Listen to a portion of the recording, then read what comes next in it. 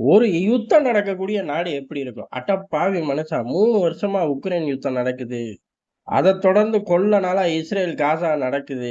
இப்ப Cambodia, Thailand நடக்குது. அந்த பகுதியில இருந்து ஒத்த ஃபுட்டேஜ் உன் கண்ல சிக்கலையா? ஊருக்குள்ள ஒரு பயம் இருக்க மாட்டான். அம்புட்டு பேரும் எங்கிட்டாச்சும் போய் ஒளிஞ்சு தானே கிடப்பாய்ங்க அப்டின்னா, உக்ரைன்ல கிடையாது. ஓ! யுத்தம் நின்றுச்சா? அப்டின்னு நம்ம கேட்க தோணும். யுத்தம் நிக்கல. யுத்தமும் நிக்கல, தெருவுலயும் ஆளா? ஜெலன்ஸ்கி தான் காரணம். அதத்தான் விரிவா பார்க்க போறோம். ஜெலன்ஸ்கி ரொம்ப நாள் கழிச்சு ஒரு வீர உரை ஆற்றியிருக்கார். இந்த வீர உரை எதற்கு அப்டின்னா, யுத்தம் தான் பிரைம். மத்ததெல்லாம் அப்புறம் அப்படின்ட்டாரு. இத ஏன் இப்ப சம்மந்தம் இல்லாம சொல்ற அப்படின்னு கேட்டோம்னா, ரோட்ல மக்கள் நிக்கிறான். எதுக்கு? இவரு புதுசா கொண்டு வந்த கரப்ஷன் லா தேவையே இல்ல அப்படின்னு சொல்லிக்கிட்டு கத்திக்கிட்டு ரோடு முழுக்க நிக்கிறாய்ங்க. ஏலே ரஷ்ய விமானம் தாக்க வருது அப்படின்னு சைரன்லாம் சில பகுதிகள்ல ஒலிக்க விட்டுருக்காய்ங்க. அப்பயாச்சும் கூட்டம் வீட்டுக்கு போகணும். ஒரு பயலும் நம்பல, வீட்டுக்கு போகல. ரோட்லயே நிக்கிறாய்ங்க. ஒட்டுமொத்த உக்ரைன்லயும் ரோட்லயே நிக்கிறாய்ங்க. காரணம் என்ன? கரப்ஷன் பில்ல நீ கொண்டு வரவே வேண்டாம். பழைய பில்லே இருக்கட்டும். புதுசா எந்த சட்டமும் தேவையில்ல அப்படிங்கிறது தான் மக்கள் கேட்கக்கூடிய விஷயம். ஆனா ஜெலன்ஸ்கி சொல்லக்கூடிய விஷயம் என்ன அப்படின்னா, யுத்தம் தான் பெருசு. யுத்தம் தான் முதன்மை. ரஷ்ய எதிர்ப்பு தான் கடமை. ஏலே இப்படிலாமா அவரு பேசினாருன்னு கேட்கக்கூடாது. அவரு அவங்க ஊர் வார்த்தைய போட்டாரு. நான் நம்ம ஊர் வார்த்தைகள போட்டேன். இவ்வளத்தையும் சொல்றார். சொல்லி யுத்தம் தான் ஃபர்ஸ்ட்டு கரப்ஷன் பில் எல்லாம் ஒண்ணும் கிடையாது. வீட்டுக்கு போங்கங்கிறாரு. யுத்தம் தான் ஃபர்ஸ்ட்டுன்னா கரப்ஷன் பில்ல ஏன்யா கொண்டு வந்த? அப்படின்னு சொல்லி ஊர்ல உள்ள அம்புட்டு பயலும் கேட்கிறாய்ங்க. நம்மளும் கேட்கிறோம். இதுக்கு தலைவன்ட்ட பதில் இல்ல. நான் ரொம்ப பிஸின்னு கிளம்பி போயிட்டாரு. எங்க தான் போனாரு அப்படின்னு கேட்டோம்னா, 10 பேட்ரியாட் சிஸ்டம் வாங்குறதுக்கு பணத்த ரெடி பண்ண போறாரு. அமெரிக்காவுக்கே 10ல இருந்து 20 பில்லியன் தரேன்னு ஒத்துக்கிட்டாரு. எதுக்கு? ஆளில்லா விமானத்துக்கு. என்னடா இது உல்டாவா இருக்கு அப்படின்னா, இவர் தனியா பணம் அரேஞ்ச் பண்றாரு. பல நாடுகளோட டீல் பேசுறாரு. அண்ணன் அமெரிக்கா குடுக்குறான். ஆனா சில பொருட்களுக்கு இம்மீடியட்டா எனக்கு கேஷ் வேணும் அப்படின்ட்டான். அந்த ஃபண்ட் இவரு ரெடி பண்றாரு. எங்க இருந்து ரெடி பண்ணுவாரு? ஐரோப்பால எதையாச்சும் கனிம வளம் தரேன் அப்படின்னு சொல்லி ரெடி பண்ணுவாரு. இது எல்லாம் ஜரூரா நடக்குது. எதுக்காக?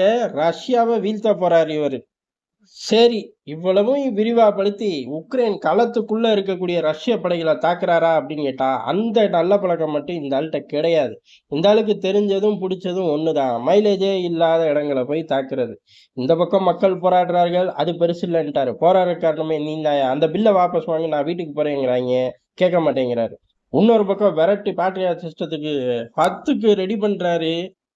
இது போக ஆளில்லா விமானத்துக்கு பேமெண்ட்டே பண்றேன்னு ஒத்துக்கிட்டாரு. அதுக்கான டீல்கள்லாம் கையெழுத்து போடுறாரு. சரி இம்புட்டையும் பண்ணிட்டார்ல.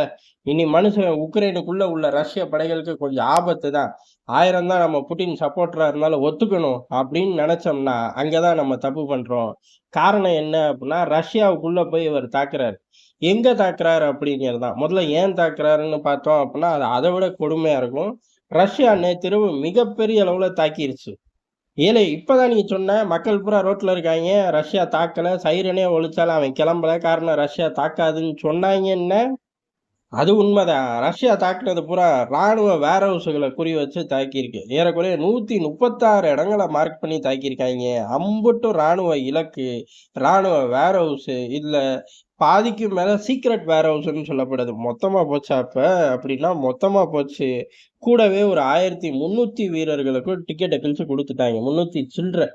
அப்புறம் கீழே வந்து என்னடா அது 300 அப்படியே பிளாங்கா விட்ட அப்படின்னு கேட்க கூடாது. பெரிய அளவு ராணுவத்துக்கும் டிக்கெட்டை கிழிச்சு கொடுத்தாச்சு. 336 வேர் ஹவுஸையும் பஸ்பமாக்கியாச்சு. முடிஞ்சா ஜோலி. இதுக்கு இப்ப தலைவனோட பதிலடி. இந்த தலைவனோட பதிலடி எது? ஜெலன்ஸ்கியோட பதிலடி ரஷ்யாவுக்குள்ள பொதுமக்களோட குடியிருப்புகள் தான் டார்கெட்.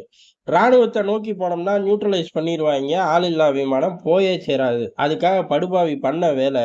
எல்லையோரத்துல பேசஞ்சர் ட்ரெயினை நோக்கி ஆளில்லா விமானத்தை தட்டி விட்டாங்க. ஆனா இந்த குரங்கு பயலுகளுக்கு தெரிஞ்சதும் புடிச்சதும் இதுதான் அப்படின்னு அவனுங்களுக்கு தெரிஞ்சிருக்கும்ல. அதனால ஏகப்பட்ட ஏற்பாடுகளாட்டுக்கு பெரிய அளவு உயிர் சேதாரம் இல்ல. ட்ரெயின் பாதிப்பு இல்ல. ஆனா 2 பேருக்கு அடிபட்டிருக்கு. ஒரு ஆள் ஹாஸ்பிட்டல் போயிட்டாரு. ஒரு ஆள் ஹாஸ்பிட்டல் போற அளவுக்கு அடி இல்ல. ட்ரெயின் கம்பார்ட்மெண்ட்லயே உள்ள ஃபர்ஸ்ட் எய்ட் பாக்ஸ் எடுத்து போட்டுக்கிறேன்ட்டாராமா. ஏண்டா அப்படியா சொல்லிட்டாரு? அப்படியே சொல்லிட்டாராமா. ரஷ்ய டெலிகிராம் சேனலு சூட ஏத்தாம சத்தியம் பண்ணிட்டாங்க. நம்பிக்கலாம். ட்ரெயினும் கிளம்பி போயிருச்சு. அத இன்டர்நேஷனல் ஏஜென்சியே வெரிஃபை பண்ணிட்டாய்ங்க. அப்ப என்னதான்டா அடி வாங்குச்சு? அதான் சத்தியமா தெரியல. ஒரே ஒரு பொட்டி உரைச்சுச்சா? இல்ல வருதுன்னு பிரேக் போட்டா அப்படி எல்லாரும் டொம்முன்னு போய் முன்னாடி விழுந்தாங்களா? இந்த டீட்டெயில்லாம் தெரியல. தெரிஞ்சுக்க வேண்டிய அவசியமும் இல்ல. ஏன்னா இந்த கூமுட்ட பைய அடிக்கிறது எதுவுமே அங்க அடி விழுகப் போறதே கிடையாது. ரவுசு பண்றேங்கிற பேர்ல ஒரு பெரிய மனுஷனா மட்டும் மரியாதையே இல்லாம பேசிக்கிட்டு இருக்கப்போ அப்படின்னு நம்ம ஆட்கள் சொல்லக்கூடும். நம்ம மாணவர்களை எல்லாம் புடிச்சு வச்சு மிதிக்கும்போது இனிச்சுச்சா, அப்ப ஜெலன்ஸ்கிக்கு இந்த மரியாதையே பெரிய விஷயங்க. சரி, இது ஒரு பக்கம் அப்படின்னா, அடுத்து குடியிருப்பு தான் டார்கெட்டு. அந்த குடியிருப்புகள்ல உயிர் சேதாரம் இல்ல. ஆனா குடியிருப்புகள்ல ஆட்டோமேட்டிக்கா மக்கள் எல்லாம் வெக்கேட் பண்ணியிருக்கார்கள். வெஸ்டர்ன் ரஷ்யால உள்ள சில ஏர்போர்ட்டுகள ஷட் டவுன் பண்ணியிருக்கார்கள். இவ்வளோ நடந்து போச்சா? அப்ப போதுமே நான் சாதிச்சுட்டேன். ரஷ்ய அதிபர் பங்கர நோக்கி ஓடுனாருன்னு பேசுவாரே அப்படின்னு கேட்டா, ஏறக்குறைய அந்த மனுஷன் அப்படிதான் பேசிக்கிட்டு இருக்காரு. என்ன கொஞ்சம் ரஷ்ய அதிபர கழட்டி விட்டு, பேச்சுவார்த்தையில உட்கார போறேன். இஸ்தான்புல்ல கிழிச்சு தொங்க விட போறேன்.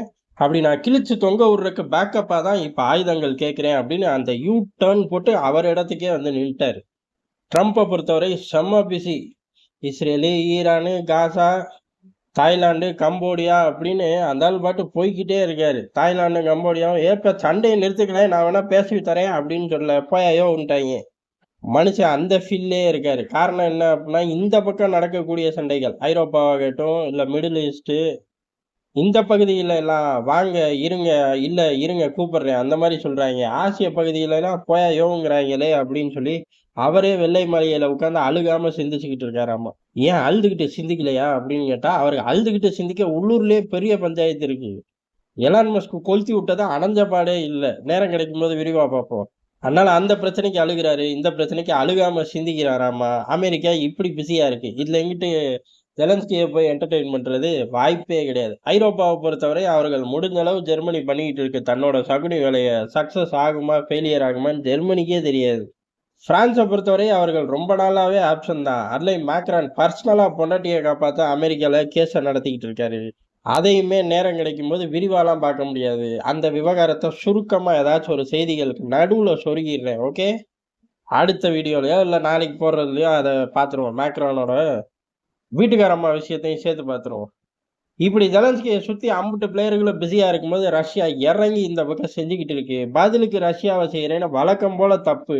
இன்னைக்கு நைட்டோ நாளைக்கு காலையிலயோ தூக்கி போட்டு மிதிப்பாங்க. ரஷ்யா உக்ரைனுக்குள்ள போய் அந்த கதையை நம்ம இங்க விரிவா பார்ப்போம்.